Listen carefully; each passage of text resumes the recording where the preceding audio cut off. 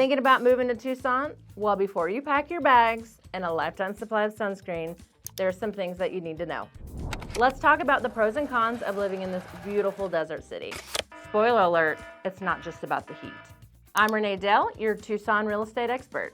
On this channel, I give you the inside scoop on Tucson's best neighborhoods, real estate tips, and what it's really like to live here in this city. So if that sounds good to you, hit that subscribe button. Now let's dive into the pros and cons of Tucson. Pro number one, affordable cost of living. So in comparison to a lot of places around Arizona even, but the United States, Tucson is actually one of the more affordable places that you can purchase a home. Home prices, rent, and even utilities tend to be lower here. And I know some people are surprised about that because our summers get hot and we use a lot of AC, but it's actually a lot lower than a lot of other areas, including our HOA fees. I have a lot of clients that have come down from Seattle and other states, and when I tell them what HOA fees are on some of these neighborhoods, they're shocked that they're as low as they are. I live in Oro Valley and my HOA is $22 a month.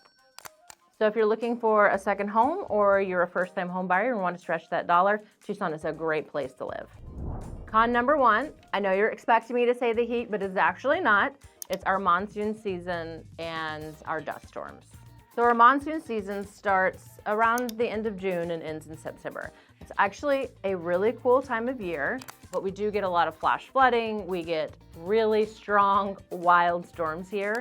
It's actually one of my favorite seasons because you have 9 months of beautiful weather, sunshine, and by the time the monsoon season rolls around, you're really loving these storms. You get the lightning storms that you see off in the distance. And after it's rained, it actually smells really good. You can smell the creosote. You can smell all the flowers that have bloomed. So in the summertime, it does get really hot, but when the monsoon storms roll in, it actually will drop the temperature anywhere between 30 to 40 degrees. So you get kind of a cool blast in a moment. So it's kind of a nice time of year.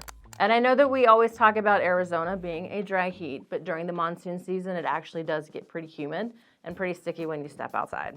Also with monsoon season comes microbursts, and microbursts are these really strong storms that have winds up to 100 miles per hour.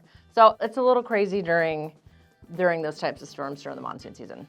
And because it's so dry here and we don't get a lot of rain other than the monsoon seasons, and we get rain during the winter seasons too, it gets really, really dusty here. So you can actually drive down the interstate and or anywhere really, and you can see these little dirt devils all around. So I had my top down on my car the other day and I was actually driving through Tucson and out of nowhere, this dust storm came and blew in on me. So it kind of can happen out of nowhere. We typically expect it during the summertime when it's really, really hot and we haven't had any rain, so there's gonna be dust storms everywhere. And we also get these storms called haboobs, and they're really, really strong dust storms that'll come in. Pro number two is the outdoor lifestyle and the scenery. And this is actually probably one of my most favorite things about Tucson. Most of the year, you can do anything outside. Obviously, during the summer season, you either want to do it really, really early or really, really late because it does get very hot. But there's hiking everywhere. You have hiking up towards Phoenix, you have Picacho, you have Push Ridge, which I've done twice and I'll never do that again. That's my least favorite hike, mainly because it's really hard for me. But we have Sabino Canyon, lots and lots and lots of hiking. And then if you go to the top of Mount Lemmon, which is one of my favorite mountains here, it's about 30 degrees cooler at the top of this mountain. So there is a neighborhood up there that's called Summer Haven, which is exactly what it is. It's a summer haven. So during the summertime, a lot of people go to the top of Mount Lemmon because it's so much cooler. They have a cool neighborhood up there. They have a hotel, a lodge. They have some restaurants up there. So it's really neat. And one of the cool things about Mount Lemmon is about every 1,000 feet, you have a different ecosystem, every 1,000 feet of elevation. And believe it or not, Tucson does get snow, and we generally get at the top of Mount Lemmon. It has a little ski resort where you can go skiing in the winter. Biking is really big in Tucson, mountain biking and road biking. And Tucson actually has a loop that goes around, I think it's something like 100 and something miles, it's very, very big. You can go take your road bike out there. A lot of people go running out there, walking out there. You can get to it from many, many locations. You can get to it from Oro Valley, from central Tucson. It's a huge, huge circle with lots of different, and it's paved, so it's not, you're not off-roading on your road bike. Really great area for biking. We have the Tour de Tucson here every year.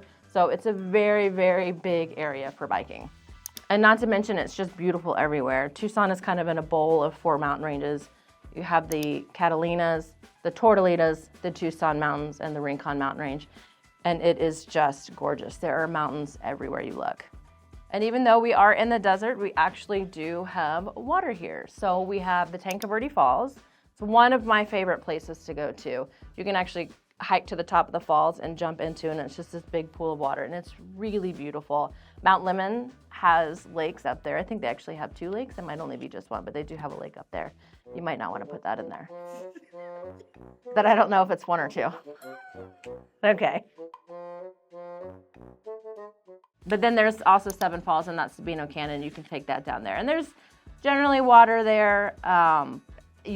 Obviously you get better water if we have a better monsoon, but it's a really good area for water as well. Lots of trees down there that you wouldn't see as you wouldn't see on some of these other trails.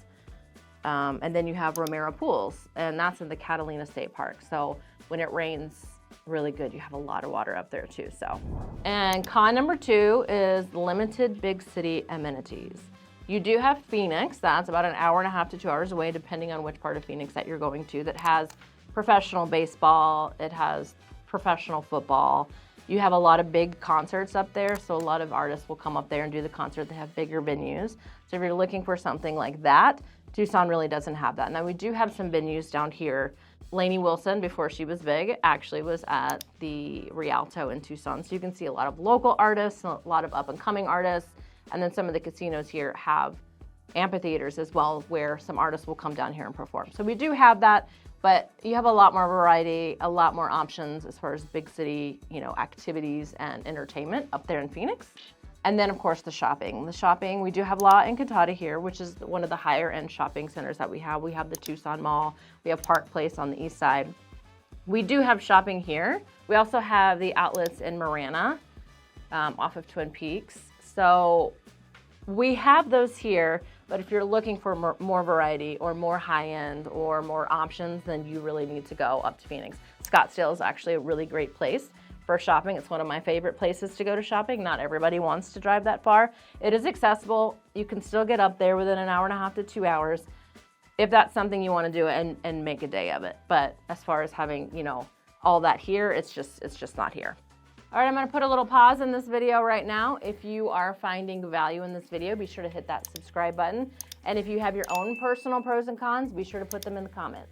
Now let's jump back into it. Pro number 3 is the unique culture and the amazing food. I am personally a self-proclaimed foodie. I love food. There are so many places here that are just delicious. Via Peru is one of my favorites. That's in the foothills off of River and Campbell. If you move to Tucson, you'll get familiar with that area. If you already live in Tucson, you know exactly what I'm talking about. There's also a place on the south side called Bocha's. One of my absolutely favorite places. And whenever I have people come into town, I always take them to Via Peru and I always take them to Bocha's. But there are so many options. Tucson is actually a UNESCO City of Gastronomy, which basically, means that we have really good food. But it's also ranked number 2 in the nation for the best food. So if you come down here, you're not going to have a hard time trying to find something. We have the best Mexican food, the best Italian food. Via Peru is obviously Peruvian. Via Peru has the best ceviche I've ever had.